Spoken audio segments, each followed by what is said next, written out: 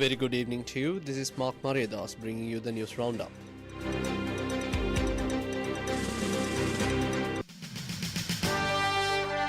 The top story on Gold FM.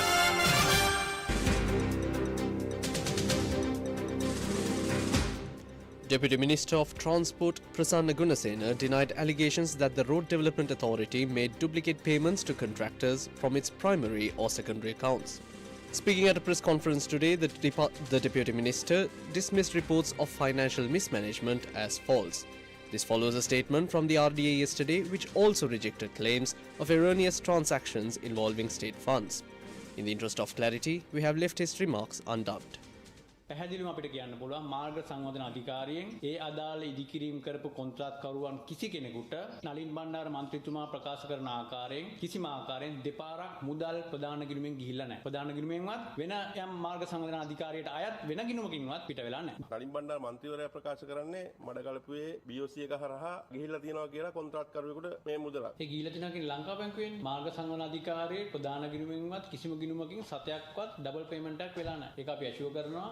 BOC එක හරහා එදේ වෙලා තියෙනවද? ඒක හඳුනන BOC. එතකොට BOC එක ඔබතුමාලට ඒ සම්බන්ධ account එක නෙමෙයිද? අපි ප්‍රධාන ගිණුමෙන් යම් කිසි මුදලක් යවන්න තියෙනවා නම් අපි දානවා ගිණුමකට. ඒකලා අපි නිර්දේශ කරන මේගොල්ලන්ට ගෙවන්න කියලා. ඒතර ඒගොල්ලෝ එක ගෙවනවා. ඊට වඩා තව පාරක් දැම්මොත් තමයි ඒගොල්ලෝ ගෙවන්නේ. නැතුව අපිට අපේ සල්ලි දාන්න නැතුව BOC එකෙන් සල්ලි ගෙවන්නේ නැහනේ. අපේ වට අපේ account එකේ කලින් ඕවර් පේමන්ට් වෙලා තියෙනවා නම් වෙන බැංක් එකකින් වැරදීමකින් ඒක මාර්ග සංගණන අධිකාරිය වගකීමක් නෙවෙයි. මාර්ග සංගණන සතයක්වත් නෙවෙයි. ඒක බැංකුව සහ කොන්ත්‍රාත්කාරයෙක් අතර වෙච්ච දෙයක්. ඔබතුමාලගේ සතු ගිණුමක්ද ඔය කියන? නෑ අපෙන් ගිහිල්ලා නෑ. අපේ සතයක්වත් ගිහිල්ලා නෑ. මාර්ග සංවර්ධන අධිකාරියෙන් ගිණුමකින් ट्रांसफर කරලා කොන්ට්‍රැක්ට් එකේ සතයක්වත් ගිහිල්ලා නෑ. වගකීමෙන් කියනවා ඩුප්ලිකේට් ट्रांसफर වෙලා නෑ. ඔරිජිනල් ट्रांसफर එක විතරයි වෙලා තියෙන්නේ. කියන්නේ දෙපාරක් ඩබල් පේමන්ට් එකක් ගිහිල්ලා නෑ කියන කියන්නේ. ඇෂුවර් කරන්නේ. මේ ගෙවීම් කළ යුතු මුදල ඒහා ගානම බැර කරලා තියෙනවා අදාළ කොන්ත්‍රාත් කරුවා. නලින් බණ්ඩාර මන්ත්‍රීතුමා කියන්නේ මාර්ග සංගණන අධිකාරියෙන් දෙපාරක් යවලා තියෙනවා කියන එක තමයි කියන්නේ. එහෙම වෙලා නෑ.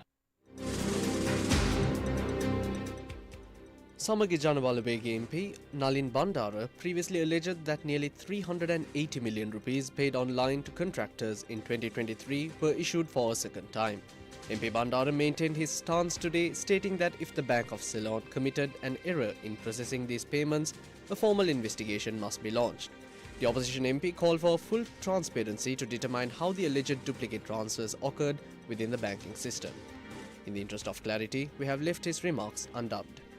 ලංකා බැංකුවේ සල්ලිද එහෙම නැත්නම් RDA ගිණුමේ තිබුණු සල්ලිද ඒක අපි දන්න කාරණයක් නෙමෙයි අපිට දන්න කාරණයක්. එහෙනම් ඒගොල්ලෝ CID එකට පැමිණිලි කරන්න ඕන මේ සම්බන්ධව. එහෙම කරන්නේ නැතුව මට චෝදනා කරලා හරියන්නේ නැහැ. ලංකා බැංකුවේ තියෙන කාගේ සල්ලිද? ඒකත් රාජ්‍ය ආයතනයක්. ඒ සාමූහික වගකීම දරන ඇමතිවරයෙක් නම් නියෝජ්‍ය ඇමතිවරයෙක් නම් කරන්න ඕනේ ලංකා බැංකුවේ මේ ගැන පරීක්ෂණ පවත්වන්න කතා කරන්න ඕනේ. ඒගොල්ලන්ගේ කරුණු විමසන්න ඕනේ. කොහොමද මේ ගිණුම් වලින් ගියේ කියලා. අපි දන්නේ නැහැ කාගේ account එකෙන්ද ගිහිල්ලා කියලා. හැබැයි මුදල් ඒ කොන්ත්‍රාත් කරුවන්ට බැර වෙලා තියෙනවා. එතකොට මේක වැරදි transaction එකක් නම් ඒ RDA කොන්ත්‍රාත් විතරක් මේ දිනේ ඒ ට්‍රාන්සැක්ෂන් එක උනේ. එහෙනම් රටේ අනෙක් මිනිස්සුන්ට අපේ ගිණුම් වලට සල්ලි එන්න බෑ කියන දවසේ. තාක්ෂණික දෝෂයක් නා. සිස්ටම් එරර් එකක් නා. මේක ඒගොල්ලෝ විතරක් සුද්ධ වෙන්න හදනවා. අර ගොල්ලන්ට තේරම කුණු ටික දාලා. මිලියන 51ක් මේක ආපසු අය කරගන්න බැරුව ඉන්නවා. කරන්න ඕනේ වහන එක නෙමෙයි. මේකේ සත්‍ය සොයාගන්න ඒක අවශ්‍ය ආයතන වලට දැනුවත් කරලා මේක පිළිබඳව මේ කවුරුක් හරි වරදක් වෙලා තියෙනවා නම් මුදල් අවබෝධතාවක් වෙලා තියෙනවනේ පැහැදිලිව. ඒකනේ මේ ගිණුම් වලට ගිහිලා තියෙන්නේ. දැන් මේවා ආපහු අය කරගන්න දැන් උත්සාහ කරමින් ඉන්නවනේ බැංකුව. RD එකටත් ලියලා තියෙනවනේ මේක උදව් කරන්න කියලා.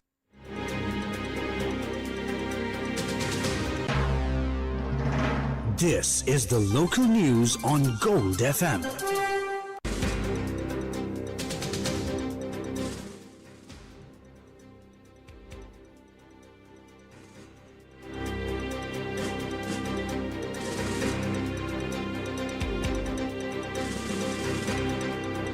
Representatives of the joint opposition filed a formal complaint with the Commission to investigate allegations of bribery or corruption today regarding the purchase of diesel at inflated prices, alleging that the organisation caused a significant financial loss to the state during a national coal and fuel crisis. Documentation revealed that while the company Trafigura received a tender for 5 fuel shipments at a $4 premium, they delivered only 2 vessels before refusing the remainder by citing war conditions. The joint opposition questioned why the corporation failed to blacklist the firm or recover losses after the breach of contract. Instead, officials allegedly bypassed standard tender procedures on the 17th and 18th of March to allow Trafigura to supply 248,000 barrels of diesel at a staggering $45 premium. This decision occurred despite a competing bid from a company named Tirrington to supply diesel at a lower $38 premium.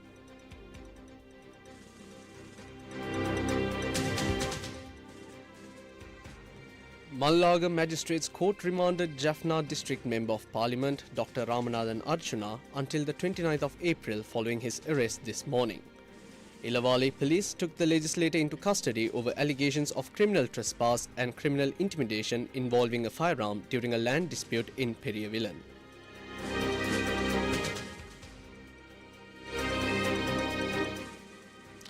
With the conflict in the Middle East severing vital global shipping routes and exporters left stranded, experts warn that the real threat to the world-renowned Ceylon tea comes from within.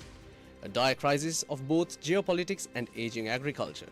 By the end of March, Sri Lanka recorded a tea export deficit of nearly 2.8 million kilos compared to last year, facing a massive blow to a nation heavily dependent on export agriculture. Niraj Dimel, chairman of the Sri Lankan Tea Board, explains the immediate paralysis. The way they were hammering all the countryside, including hammering Dubai and Bahrain and Kuwait and so on. So that put a lot of fear into the shipping line, that they were not taking cargo. They were requesting Sri Lankan tea exporters to hold back shipment. Whatever that was already on sea were being offloaded in ports in India and so on, because they didn't want to take the cargo and go into troubled water. So all in all, it is the drop is totally because of the impact from the war which broke out on the 20th of February. That is why we find that we were on a positive till end of February, and March alone severe drop, and that has resulted in a quarter drop of, for the first 3 months we have dropped out by something like 2.8 million kilos. We have done little over 6 million kilos, whereas last year we did 63 million kilos plus the first 3 months of 2025. So purely because of the March drop, which as you said was about 15%, has affected the export performance. Dimel argues that mere survival now requires drastic modernization at home and new geopolitical alliances abroad.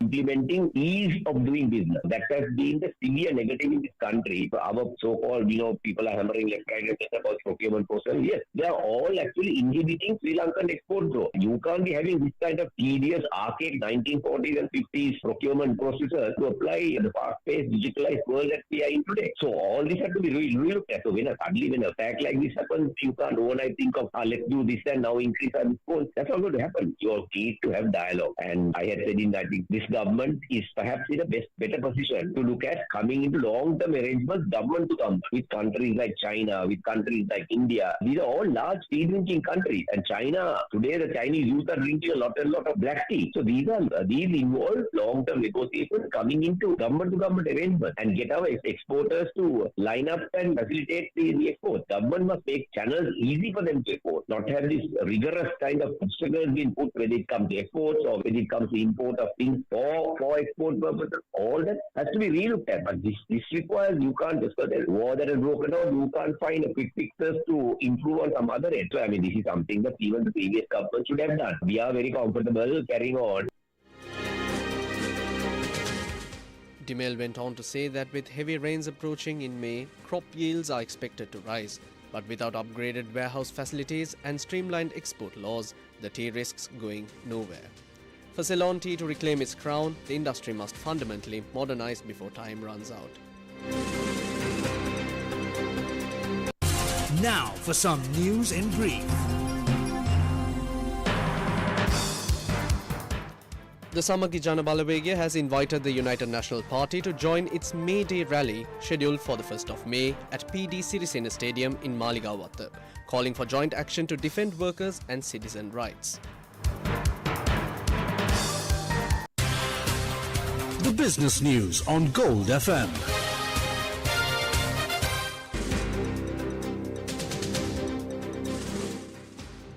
The all-share price index of the Colombo Stock Exchange closed at 22,612.31 points after gaining 44.68 points today. S&P SL20 index also gained 9.94 to close at 6,214.56 points. Turnover totaled 3 billion rupees. International news on Gold FM.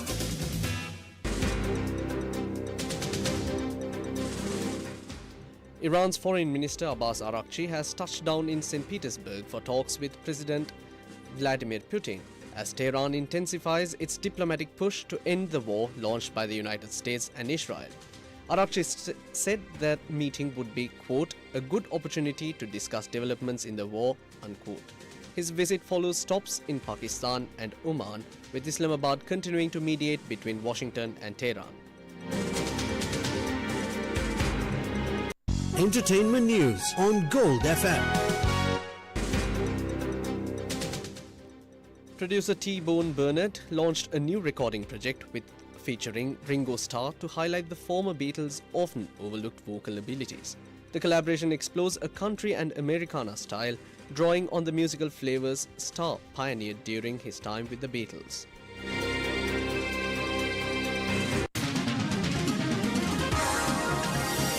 Sports news on Gold FM. Team Sri Lanka secured a silver medal in the women's kabaddi at the 6th Asian Beach Games, Sanya 2026. The men's kabaddi team also delivered a strong performance, clinching the bronze medal at the same event.